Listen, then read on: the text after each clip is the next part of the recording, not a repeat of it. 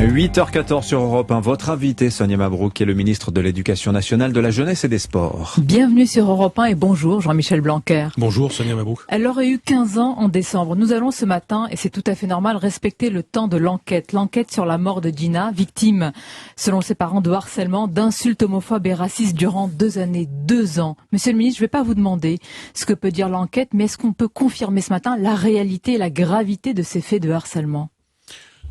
Un suicide et un suicide adolescent, c'est toujours quelque chose d'atroce, et on doit d'abord exprimer de la compassion pour cette jeune fille et pour la famille, et respecter aussi finalement ce que diront les investigations. Il y a certainement eu des faits de harcèlement, puisque c'est ce qu'a dit la famille, et il faut voir l'enchaînement des choses, puisque vous avez vu, elle a changé d'établissement. Mais en effet, je ne veux pas rentrer dans le détail des faits, parce que par définition, ils sont spécifiques, complexes et nécessiteront du temps. Simplement, ça doit nous alerter sur les phénomènes finalement de violence de tous ordres qui traversent notre société. Le harcèlement en fait partie. Je vous rappelle que nous agissons sur cette question. Il y a actuellement justement un plan qui se déclenche dans tous les établissements, qui s'appelle le plan phare, qui est fait pour que à chaque fois qu'il y a un phénomène de harcèlement, il soit déclenché. Mais monsieur le ministre, avec de la formation, je le lis, ce plan anti-harcèlement, avec de la formation, de l'écoute, mais qu'est-ce qui est fait contre les harceleurs, à part les exclure quelques jours ? Les harceleurs font l'objet de sanctions, bien entendu, et ces sanctions sont adaptées. Il faut, par définition, les scolariser quand même. On ne peut pas exclure ad vitam aeternam quelqu'un qui a été harceleur. Vous avez parfois des harcelés qui sont harceleurs, parfois des harceleurs qui ne se rendent même pas compte qu'ils sont harceleurs. Vous avez toutes sortes de situations. C'est complexe, c'est l'adolescence avec tout ce que ça signifie. Mais il y a des victimes identifiées. Là, dans ce cas, il y a une victime. Pas besoin finalement du temps de l'enquête pour savoir qu'il y a eu d'un côté des victimes, de l'autre côté, on peut parfois les appeler des bourreaux. Bien entendu. Et donc c'est justement ce que l'enquête va déterminer, et il y aura bien entendu un suivi. Le suivi peut être disciplinaire, parfois il peut être un suivi pénal, donc c'est ce que l'on verra à la lumière de l'enquête. Dans l'immédiat, soyons surtout dans une atmosphère de recueillement et puis d'investigation. Oui, et de sursaut et de réaction. Vous dites l'aspect pénal, Jean-Michel Blanquer. Ne faudrait-il pas considérer le harcèlement, quand il conduit au pire, au tragique, c'est-à-dire au suicide, comme une sorte d'homicide, un homicide volontaire ? Il faut être toujours dans une forme de sérieux sur ces sujets, c'est-à-dire aussi bien dans la prévention que dans la réaction. Il faut admettre que chaque cas est particulier, et s'agissant de la réaction, il faut évidemment être d'une grande sévérité. Maintenant, nous parlons à chaque fois d'enfants et d'adolescents. Nous ne parlons pas d'adultes, avec tout ce que ça signifie sur le plan éducatif. Mais un enfant peut conduire à un autre pire. Bien sûr, et c'est malheureusement ce qui est arrivé dans de nombreux cas depuis très longtemps, depuis des dizaines d'années. Ça s'est accentué avec le cyberharcèlement, ça s'accentue à l'échelle du monde d'ailleurs. C'est pourquoi le plan que nous l'avons conçu à la lumière des meilleures expériences mondiales, parce que ça n'est pas une fatalité.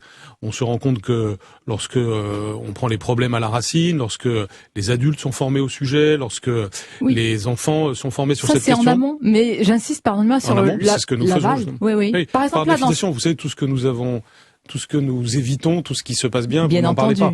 Il y a aujourd'hui beaucoup d'établissements qui ont progressé dans la lutte contre le harcèlement, et nous avons encore des difficultés dans la lutte contre le cyberharcèlement. C'est pour ça que j'ai convoqué les plateformes tout récemment pour faire un nouveau point sur ce qu'elles font. Par exemple, pour que les enfants n'aillent pas sur les plateformes quand ils ont moins de 13 ans, pour retirer les contenus haineux, etc. Nous allons encore avancer sur cette question. Il faut aussi en appeler à la responsabilité des familles. C'est pour ça que le plan inclut aussi une formation des parents et une sensibilisation des parents. C'est toute la société qui est évidemment. Mais je ne voudrais pas insister trop lourdement sur les sanctions, mais c'est aussi une réalité qu'il faut peut-être inclure à ce plan. Bien sûr, mais elle est déjà inclue dans le plan anti-violence que j'ai élaboré il y a déjà 3 ans maintenant, et qui prévoit un régime de sanctions tout à fait sévère. Je rappelle que dans les faits qui ont défrayé la chronique ces derniers mois, à chaque fois, les auteurs sont très durement sanctionnés.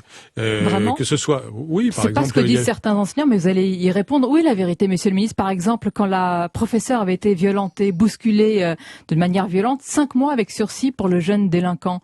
Un prof de maths insulté, sanction, 5 mois avec sursis. Quelques heures de colle. 5 mois avec sursis à comparution immédiate pour un élève mineur, ça on peut considérer que c'est peu, c'est tout de même pas rien. Ça, c'est une condamnation pénale. Par ailleurs, cet élève va être rescolarisé dans une structure spécialisée, donc il ne lui arrive pas rien. Vous pouvez pas non plus l'envoyer au bagne à perpétuité. Enfin, il faut rester. Je vous demande ce que vous répondez à certains enseignants qui vous disent finalement il y a une forme de laxisme parce que pas grand-chose ne sont faits, quelques heures de colle simplement. Le laxisme ne fait pas partie de mon registre. Ça arrive qu'on me le reproche. Je sais par contre savoir garder raison, ne pas s'emballer à chaque situation, mais au contraire faire les choses justes. Et donc les choses justes, elles sont d'ailleurs appréciées par qui de droit sur le terrain. Il faut vraiment garder beaucoup de sang-froid par rapport à tout cela. Et ce sang-froid, nous l'avons. Et je l'ai dit à tous, et évidemment d'abord au personnel de l'éducation. Tout fait doit être signalé. Tout fait signalé doit être suivi de sanctions. Mais est-ce que vous avez un exemple précis d'une sanction disciplinaire et ou judiciaire ferme, j'allais dire proportionnée à la gravité des faits, parce que bousculer violemment un enseignant, c'est grave. Vous voulez que les élèves fassent de la prison ferme, c'est ce que vous êtes en train de dire. Je vous pose la question. Avoir des suites pénales pour des faits qui se passent en milieu scolaire, c'est déjà quelque chose d'assez nouveau. Et donc il ne faut pas. Enfin, je ne sais pas ce que sous-entend votre question, mais si vous voulez de la prison ferme pour les élèves, je vous pose simplement, Monsieur le Ministre, la question de certains enseignants qui vous disent nous sommes en fragilité dans nos classes. Comment faire quand l'élève revient, tout simplement. Donc il y a encore une fois, vous savez, il y a beaucoup de clichés sur l'éducation nationale, notamment le fameux pas de vague qui serait soi-disant notre doctrine. Peut-être que ça a été le cas dans le passé. Ce que j'ai eu à répéter très fréquemment, c'est que ça n'est absolument pas la doctrine que j'ai demandé d'appliquer à partir de 2017. Qu'il y ait encore quelques effets de cette approche, je ne le nie pas. Mais au fil du temps, on se rend compte que c'est de moins en moins le cas, tout simplement parce qu'il y a moins d'autocensure. Les professeurs savent que s'ils signalent, il y a un suivi. Les chefs d'établissement savent qu'ils ne sont pas évalués sur le nombre de signalements, mais au contraire sur la capacité à rétablir un bon climat scolaire. C'est ce que nous faisons. Ça passe par plusieurs facteurs. Il y a évidemment les sanctions, le fait d'être très clair sur le suivi. Mais il y a aussi tout ce que nous créons comme bon climat. Je pense notamment, et il faut insister sur tout ce que nous faisons pour l'engagement des élèves sur des causes positives. Il faut notamment, dès l'entrée du collège, et à l'image d'ailleurs de ce qui se passe bien dans certains pays, que nous proposions de plus en plus à nos élèves de s'engager pour l'intérêt général, sur le lien intergénérationnel, sur l'environnement, sur le secourisme. Et nous le faisons de plus en plus. Et quand les enfants entrent dans l'adolescence, on a à leur proposer des bonnes raisons de faire du collectif plutôt que les mauvaises raisons comme faire la meute. C'est important, les valeurs. Lorsqu'on devient professeur, avez-vous dit, Jean-Michel Blanquer, on devient fonctionnaire. Lorsqu'on est fonctionnaire de la République, on connaît les valeurs de la République. Et si quelqu'un a un problème avec ces valeurs, c'est possible en tant que citoyen, mais pas en tant que fonctionnaire. Vos détracteurs y ont vu une sorte de mise au pas. En quoi ont-ils tort? J'ai dit des choses certains se choquent de choses qui sont très banales, vous savez. Ça arrive, je me suis contenté de rappeler des éléments qui font partie de la philosophie de la fonction publique depuis qu'elle existe, et tout particulièrement depuis qu'elle a été conçue.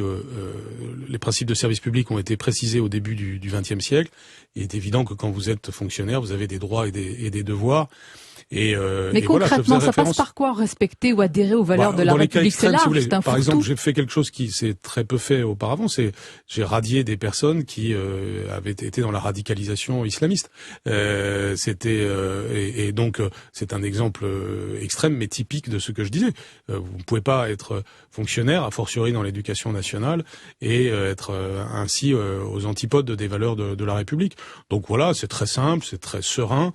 Pourquoi il n'y avait aucune provocation? Quand vous dites transmettre les valeurs de la République, je pense que ça ne crispe presque personne en réalité. Vous savez, ça crispe une petite minorité. Oui. Il y a une petite minorité qui a micro ouvert dans ces cas-là, ce qui est normal dans une démocratie, mais il faut pas surévaluer ça. Vous savez, quand j'ai dit ça devant l'amphithéâtre de personnes formées, ils ont été tout à fait, ils ont applaudi, ils étaient bien d'accord. Pourquoi? Parce que chacun comprend que un État démocratique, ça signifie un État qui favorise la diversité des opinions. Et c'est notre chance, c'est notre bonheur, et c'est précieux au dernier degré. Il faut le sanctuariser. Mais pour cela, il doit reposer sur une république. Oui, et la république, c'est quel est le rôle de l'enseignant? Est-ce que c'est de transmettre des valeurs, ou de transmettre un savoir et des connaissances? L'éducation se fait encore à la maison, et l'instruction doit rester à l'école. D'abord, le premier rôle, c'est de transmettre des connaissances, d'où le fait que j'insiste en permanence sur lire, écrire, compter, respecter autrui, à l'école primaire et au fait que c'est le socle fondamental qu'on doit donner à chaque enfant.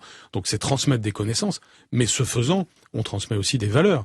D'ailleurs, vous avez de grands problèmes de respect des valeurs quand vous avez des problèmes de maîtrise des savoirs fondamentaux de base. Et souvent, pas toujours. L'un n'est pas, il n'y a pas une équivalence exacte. Ça se saurait, mais ça favorise, on va dire. Quand vous avez des problèmes avec la logique, souvent ça mène à un problème de respect des valeurs. Moins il y a d'éducation dans la cellule familiale vis-à-vis de l'enfant, plus il y a d'exigences vis-à-vis du professeur. C'est un énorme problème de société, bien sûr. C'est au professeur de combler ces lacunes? Non, il doit y avoir une complicité, une convergence entre les parents et les professeurs. C'est l'idéal que l'on doit viser. C'est un idéal qui existait davantage auparavant et on se rend compte aujourd'hui que moins il y a d'exigences en famille, plus il y a d'exigences vis-à-vis des professeurs, ce qui est totalement lamentable. Et mon message a toujours été le même, c'est qu'il y a un enjeu de coéducation. Il faut assumer que c'est de la coéducation parce qu'il y a les valeurs qu'on transmet en famille, mais il se passe aussi des choses à l'école et que famille et professeurs doivent être reliés vers l'enfant. Par exemple, une famille ne devrait jamais, sauf cas exceptionnel, contester ce qu'un professeur a dit à un enfant. Un exemple, si un enfant est pris dans un conflit de loyauté, cela existe sur la question de la laïcité entre ce que dit l'enseignant à l'école et ce qu'on lui dit à la maison. Il faut alors aller expliquer aux parents plutôt qu'à l'élève. Alors après, il y a ce qui relève des convictions intimes et religieuses et évidemment elles relèvent de la famille, mais lorsque ceci vient entrer en conflit avec les règles de la vie publique, de la vie en commun qui se passe à l'école, alors oui, bien sûr, les parents sont convoqués, et il y a des discussions. C'est exactement le sens de mesures que j'ai prises là aussi à partir de 2017 pour que on ne laisse pas sans suite. Alors quand ça atteint un certain niveau, oui, bien sûr, il y a convocation des parents, bien sûr. À votre arrivée au ministère de l'Éducation, Jean-Michel Blanquer, les défenseurs de la laïcité et plus largement des valeurs républicaines se sont réjouis de votre nomination. Y voyant un signe d'espérance, certains ont vite déchanté en prenant quelques exemples. Lorsque Didier Lemaire, professeur de philosophie autrefois à Trappes, dit que rien n'a changé. Lorsque l'auteur d'un livre sur l'assassinat terroriste de Samuel Paty, David Dinota, met bout à bout les rapports de l'académie, les rapports des recteurs qui rapportent la soi-disant erreur de Samuel Paty qu'on a voulu le faire reconnaître. Vous contestez cela ? Écoutez, on est d'abord la défense des valeurs républicaines. Je pense que personne ne peut me contester que je l'ai fait. Sur chaque cas que l'on évoque est un cas particulier. Le livre que vous évoquez, j'ai même pas envie d'en parler tellement c'est lamentable comme démarche. Bien sûr, il n'y a aucune enquête, c'est un élément. Mais voyez, rien que le fait de dire ça, c'est déjà lui donner de l'importance. Il faut respecter les choses là. En l'occurrence, il y a une enquête sur ce qui s'est passé au moment de cet assassinat. Beaucoup de choses sont déjà connues.